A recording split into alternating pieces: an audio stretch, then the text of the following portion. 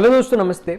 इस वीडियो में हम बात करेंगे बोन्स और कार्टिलेज के बारे में। ठीक है, सबसे पहले आ जाते हैं रिब केज। रिब केज क्या होता है? जो हमारा चेस्ट रीजन है ना, in the chest region ribs are curiously bent. जो हमारे रिब्स है वो बेंट है। ठीक है, अब मैं आपको बताता हूँ, आप ये पिक्चर देख सकते हो। ये जो हमारे रिब्स है ना, ये ज्वाइन करता है चेस्ट बोन को। ठीक है, it joins chest bone and back bone together. जो चेस्ट बोन है और बैक बोन है, इन दोनों को ये साथ में ज्वाइन करता है टू फॉर्म अ बॉक्स, एक बॉक्स जैसा बनाने के लिए, जिसको हम क्या कहते हैं, रिब केज कहते हैं। तो रिब केज यही है।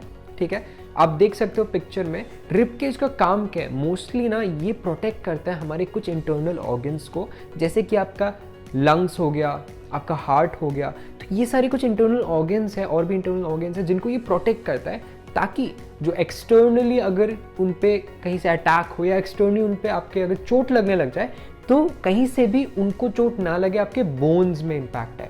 ठीक है, तो इस तरीके से ये प्रोटेक्ट करता है। और जो हमारे चेस्ट है ना, यहाँ पे दोनों साइड में there are 12 ribs on each side of the chest. मतलब each side of the chest में, right side and left side में देयर आर 12 रिब्स ईच। यहाँ पे भी 12, यहाँ पे भी 12। अब बात करते हैं स्पाइन या फिर बैकबोन के बारे में। स्पाइन या फिर बैकबोन क्या होता है? बैकबोन एक ऐसा बोन है विच स्टार्ट्स फ्रॉम नेक, हमारे गर्दन से स्टार्ट होता है, and it goes downwards to the back of your body, हमारी बॉडी के बैक तक। ठीक है, तो ये नेक से स्टार्ट हो रहा है, बैक तक जा रहा है। ठीक है, इसको हम क्या कहेंगे? बैकबोन कहेंगे। It is made up of many small bones called vertebrae. इसमें बहुत सारे छोटे छोटे बोन्स हैं जिनको हम क्या कहते हैं? वर्टिब्रे कहते हैं। अगर मैं आपको बताऊं कितने वर्टिब्रे हैं, तो हमारे बैकबोन में टोटल 33 वर्टिब्रे हैं। जी हाँ, 33 वर्टिब्रे।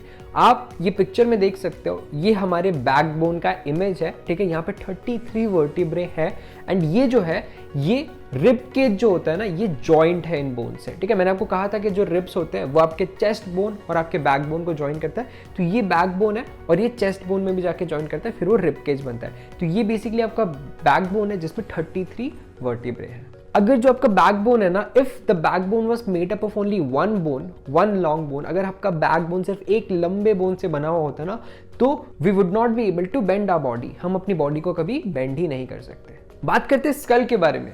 आपके हेड में जो बोन है ना, उसको हम क्या कहते हैं? स्कल कहते हैं। ठीक है, now skull is made up of many bones joint together. बहुत सारे बोन्स हैं जिनको ज्वाइन करके ना स्कल बनाया गया है। ठीक है, अब स्कल जो होता है ना, it encloses and protects a very important part of our body.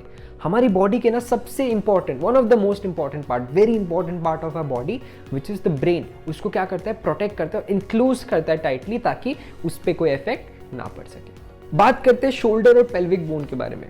Now there are 2 bones at the back that are prominent called shoulder bones. 2 bones है जो हमारे बैक पे है। ठीक है, और ये प्रोमिनेंट है। ठीक है, और इनको हम क्या कहते हैं? शोल्डर बोन्स कहते हैं। ठीक है, और पेल्विक बोन्स जो होते हैं वो हमारी लोअर बॉडी में है। ठीक है, it includes the portion of your body below the stomach. हमारे स्टमक के नीचे वाला जो बोन है, हमारे स्टमक के नीचे जो बोन्स है ना, उसको हम क्या कहते हैं? पेल्विक बोन्स कहते हैं। एंड ये बोन जो है, ये वही बोन है जिसपे आप बैठते हो बेसिकली। अब बात करते हैं लिम्ब बोन्स के बारे में। Both upper and lower arms and legs have long bones.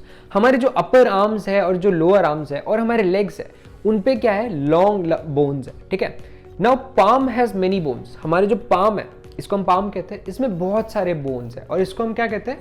Carpals कहते हैं। ठीक है, एंड ये जो कार्पल्स है ना, ये फ्लेक्सिबिलिटी देते हैं हमारे रिस्ट को और हमारे फिंगर्स को, ताकि वो इजीली मूव कर सके। बात करते हैं कार्टिलेज के बारे में। कार्टिलेज क्या होता है? कार्टिलेज कुछ ऐसे एडिशनल पार्ट्स होते हैं। ठीक है, these are some additional parts of the skeleton that are not as hard as bones. ये बोन्स की तरह उतने हार्ड नहीं होते and can be bent. Example आपका ईयरलोब, जो आपकी ईयरलोब है, ठीक है, ये आप बेंड कर सकते हो इसको इजीली। तो ये क्या है? ये कार्टिलेज है। ठीक है, टिप ऑफ योर नोज, आपके नोज का जो टिप है, ये आप बेंड कर सकते हो, ये क्या है? कार्टिलेज है। ये बोन्स की तरह इतना हार्ड नहीं होता। जो कार्टिलेज जो होते हैं ना, वो हमारी बॉडी के जॉइंट्स में भी पाए जाते हैं। हमने बोन्स एंड कार्टिलेज के बारे में तो बात कर लिया। अब बात करते हैं मसल्स और उनके मूवमेंट के बारे में। Muscles and it's movements. Muscles क्या है? It's a part of the body that helps in movement. हमारी मूवमेंट में हेल्प करता है, ये एक ऐसा हमारी बॉडी का पार्ट है।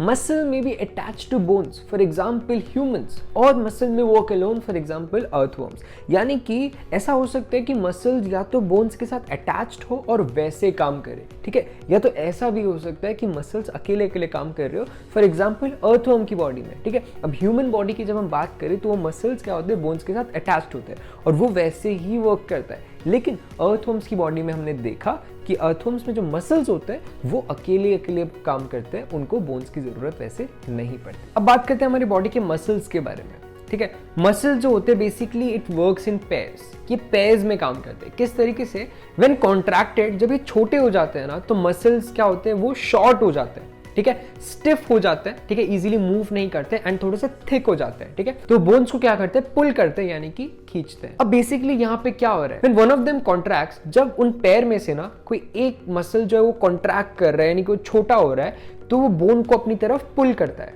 ठीक है। Bone is pulled in that direction and the other muscle of the पैर रिलैक्सेस, एंड जो दूसरा मसल है उस पैर का वो क्या करता है, उस टाइम पे रिलैक्स करता है। तो एक टाइम पे एक कॉन्ट्रैक्ट कर रहा है, ठीक है, वो अपने आप को, वो बोन को खींच रहा है अपनी तरफ से, वो छोटा हो रहा है, थिक हो रहा है, एंड जो दूसरा मसल है वो क्या कर रहा है, उसी पैर का जो दूसरा मसल है वो क्या कर रहा है, वो रिलैक्स कर रहा है उस टाइम पे। अब बोन को ऑपोजिट डायरेक्शन में मूव करने के लिए क्या करना पड़ेगा, to move the bone in the opposite direction the relaxed muscle contracts, जो मसल अभी रिलैक्स कर रहा था ना वो कॉन्ट्रैक्ट करता है, ठीक है, and pulls the bone towards its original position, and जो बोन है उसको अपने ओरिजिनल पोजीशन में खींचता है, ठीक है। While the first one relaxes, तो पहला जो पैर था, मतलब पैर में से जो पहला वाला जो मसल था वो इस टाइम पे रिलैक्स करता है।